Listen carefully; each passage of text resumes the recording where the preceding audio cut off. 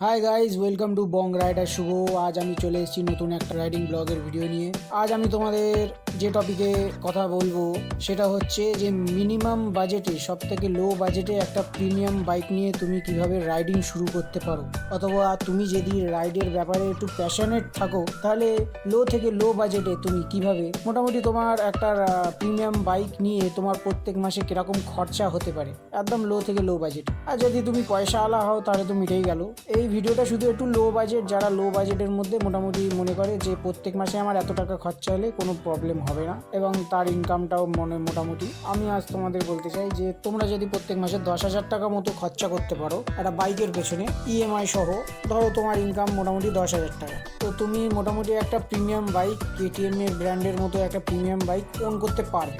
সেটা অবশ্যই তখন যখন তুমি তোমার বাবার হোটেলে খাবে, নাহলে আজকাল 10,000 টাকা দিয়ে কিছুই হয় না। তোমার মোটামুটি যদি এখন বয়স 18 থেকে 19-এর মধ্যে হয় এবং তুমি ছোটোখাটো একটা কোনো জায়গায় জব করছো, অথবা তোমার মাস গেলে 10,000 টাকা থেকে 8,000 টাকা মোটামুটি একটা ইনকাম চলে আসছে, তুমি বাবার কাছ থেকে এই খরচাটা বের করতে চাও না, সেই হিসেবে বলছি। তো মোটামুটি 70 থেকে 80,000 টাকা অথবা 1 লাখ টাকা মতো জমাও, প্রথমে জমিয়ে মোটামুটি একটা ডাউন পেমেন্ট করো, অথবা কেটিএম এর ব্র্যান্ডের মতো অথবা আদার্স যে কোনো ব্র্যান্ডের একটা গাড়ি তুলে নাও। প্রত্যেক মাসে 4,000 থেকে তোমার 3,000 টাকা মতো ভালো মতো ইএমআই আসবে।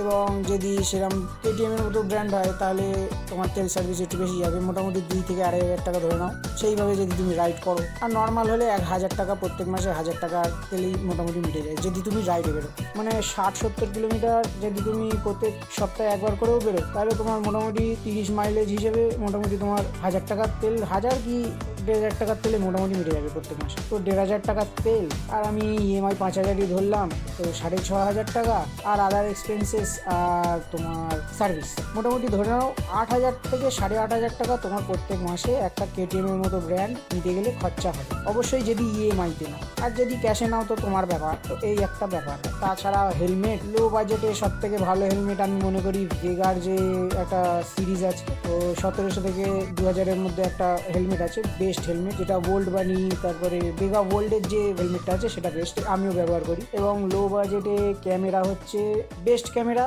যদি তুমি ঠিক করে ব্যবহার করতে পারো, সেটা হচ্ছে DJI Action 2। কারণ এখন DJI Action 2টা লো বাজেটে হলেও অনেকে ব্যবহার তো করছে, কিন্তু হিটিং প্রবলেমটা আসছে। তবে তোমাদের আমি বলি, এটা হিটিং প্রবলেমটা আসবে না যদি তুমি 4 থেকে 5 মিনিট মতো ভিডিও করে কিছুক্ষণ অফ রেখে, মোটামুটি 5-6 মিনিট অফ রেখে আবার যদি ভিডিও অন করো, তাহলে কিন্তু এই হিটিং প্রবলেমটা আর থাকছে না, আর ওই ফগের প্রবলেমটাও আর থাকবে না। সুতরাং তোমরা মোটামুটি লো বাজেটে এই ক্যামেরাটা ব্যবহার করতে পারো। আর অবশ্যই একটা রাইডিং গ্লাভস নিয়ে নেবে। আর সব থেকে বড় কথা, যদি তোমরা রাইডিং শু এখনো ব্যবহার না করতে পারো, লো বাজেটের মধ্যে রাইডিং শু হবেও না। তো মোটামুটি যেন সামনে পায়ের পাতার সামনেটা যেন বুটটা একটু শক্তপোক্ত হয়, সেই রকম একটা বুট ব্যবহার করো। আর মোটামুটি লো বাজেটে এই ধরনের বুট পেয়ে যাবে যে পায়ের পাতার সামনেটা মোটামুটি একটু শক্তপোক্ত, যাতে তুমি কোনোভাবে যদি ক্র্যাশও করো তোমার পায়ের আঙুলগুলো বেঁচে যায়। সাধারণত ক্র্যাশ করলে সবার আগে পায়ের আঙুলগুলোই ঘষে যায়। তো সেই হিসেবে সেরকম একটা বুট অথবা শু দেখে নেবে, যেন সামনেটা একটু শক্তপোক্ত হয়, ঝপ করে যেন না দেবে যায় অথবা